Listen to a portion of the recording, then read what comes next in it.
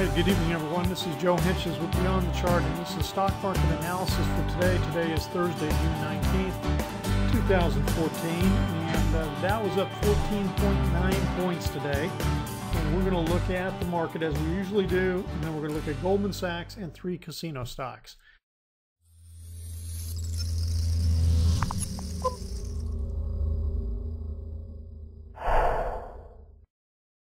Okay, so the Dow was up 14.9 points today. Again, not a whole lot of movement in here after yesterday. Almost a little bit of, okay, what do we do now type of action seems to be going on. We got this trend line I drew in here. It's got to hold this trend line. It breaks this trend line, it's going to then come down and test for sure. So right now it's pulled back up. It's trending. That's the best I can say. It's all you can, let me go back to that for a minute. Let me see what the indicators. I think we're getting a little bit of divergence. Of course, now we haven't gone to new high yet on this. Let me go back. I think we're getting it on the other indices. I looked at this earlier. Yeah. Okay. The S&P 500, this little doji bar. Let me blow it up a little bit. We're definitely getting divergence in here, both on the DI minus and on the DI plus. Okay. And then on the RSI, we're getting divergence in here too, and they're both in the overbought territory. So that's even stronger to me, when you get divergence and they're in the overbought territory. I always liked it on the downside when I got the divergence in the oversold territory, which is below 30 and above 70 as the overbought and oversold. So that's the S&P snapshot. Hasn't changed a whole lot. New York Composite, same thing. We're overbought over 70 up in here, getting divergence. We're getting divergence. We're actually getting divergence in here too. So we're definitely getting confirming divergence on this. We'll see if we now roll over and we got a little doji bar up in here. And doji type bar, not a perfect doji. This is more of a perfect doji right here. But still, again, we're outside the Keltner channels, so we're stretched. We're on the upside, and we're getting that type of divergence. I don't know. But the thing is, this diagonal is really, this thing is really stretching out into the apex here. I'm really starting to wonder what's going on if we aren't going to develop into something else. You got to keep that in the back of your mind, that this could be morphing into something else. The Nasdaq is now getting divergence that's showing up.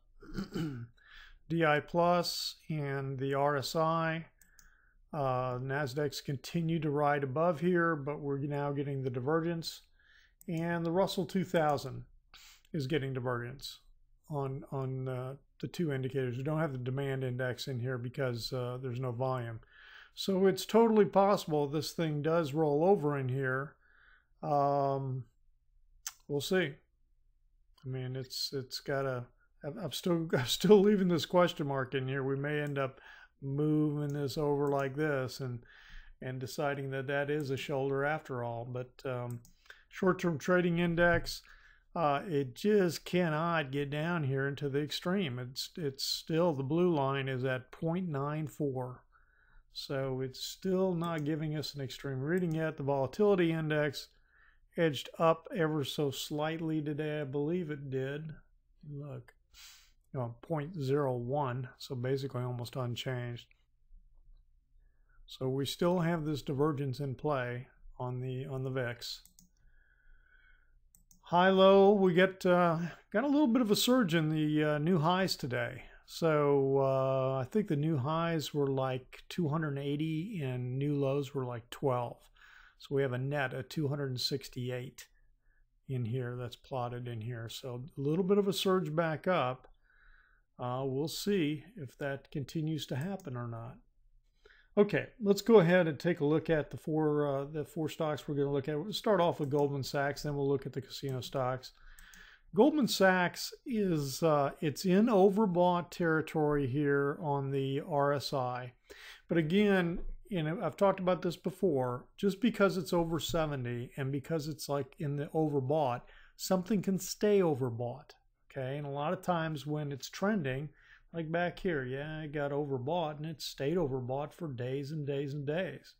and sometimes it'll stay overbought for weeks. That's why it's you've really got to look at a lot of different things to decide you're going to bet against something just because it got overbought on the RSI.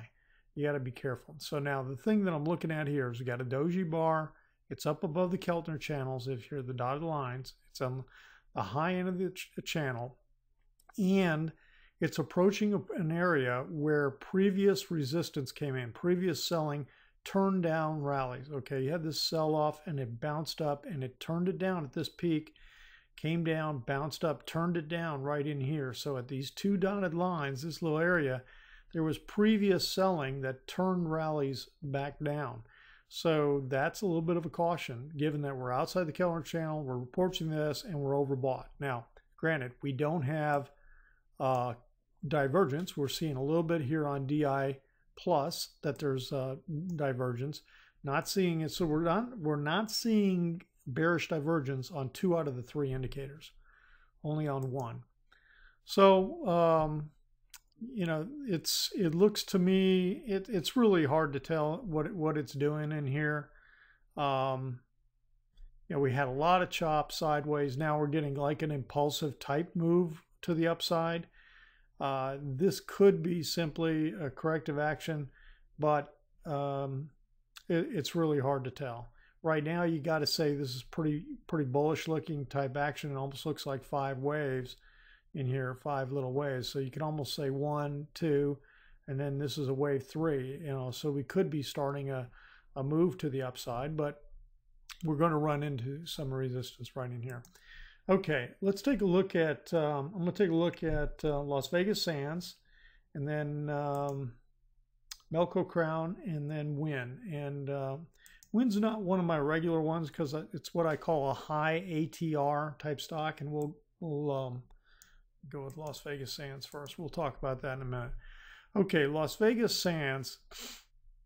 This is not quite sure what it's doing, although it does look like there's been 5 waves up since July of 2012.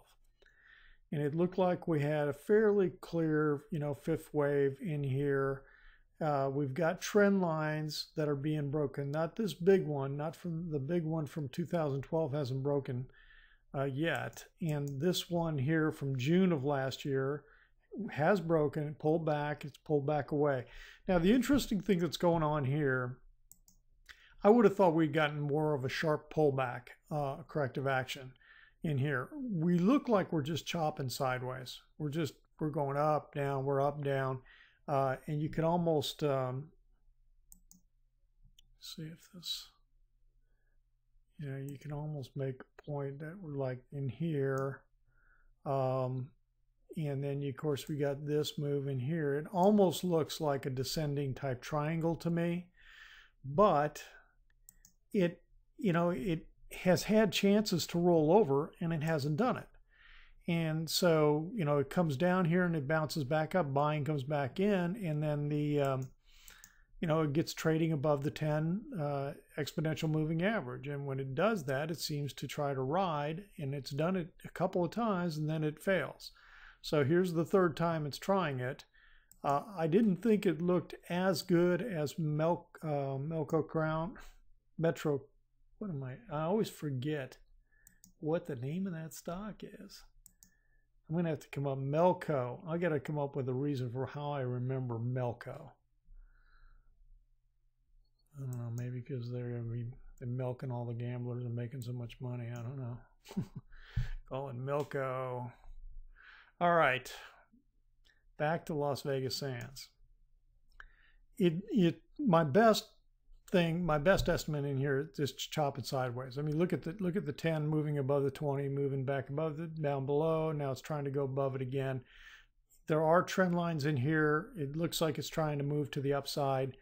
You know, if you had a tight stop, it might be a decent bet, but I like going with Melco versus that other one. We got in today, Melco. Actually, I had puts on this because I thought it was coming down because we got the cross down below again, and I thought we were going to break down, and then it didn't. It pulled right back up, and so it hit my stop, and at the point where it hit the stop, it was a new buy signal that I went ahead and said, okay, you know, if you don't want to go down, you want to go up. So instead of, I got out of my puts and we get into the calls. So now we're into the calls here. And the only thing I could think again is this one's a little bit clearer that we might have like an A, B, and some type of C. And I've been trying to figure this C wave out, but again, there's so much overlap in here. It's really hard to tell what the heck it's doing.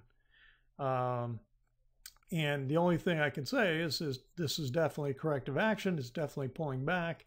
You definitely had a 3 wave here, which is typically which is typical of a flat, what they call a flat in an Elliott wave corrective. You either have a flat or a zigzag or a triangle, and this is typical. So this is a flat, and now you get a rally, and in a flat, you typically go back up to the beginning of wave A down. So it did. It went right back up here, and now you sell off again in terms of C. Sell off has pulled back down here, but it's been kind of an ugly looking overlapping wave in terms of the pullback. But I think there's a decent chance now that we're trying to trade back above the 10 that this is going to go. Let's take a look at some of the indicators real quick. Again, the indicators never got real oversold in this push down here. Okay, you got here, but then you pull back and you're kind of in neutral the whole time, and now the RSI is above 50. You want it above 50 when it's going up.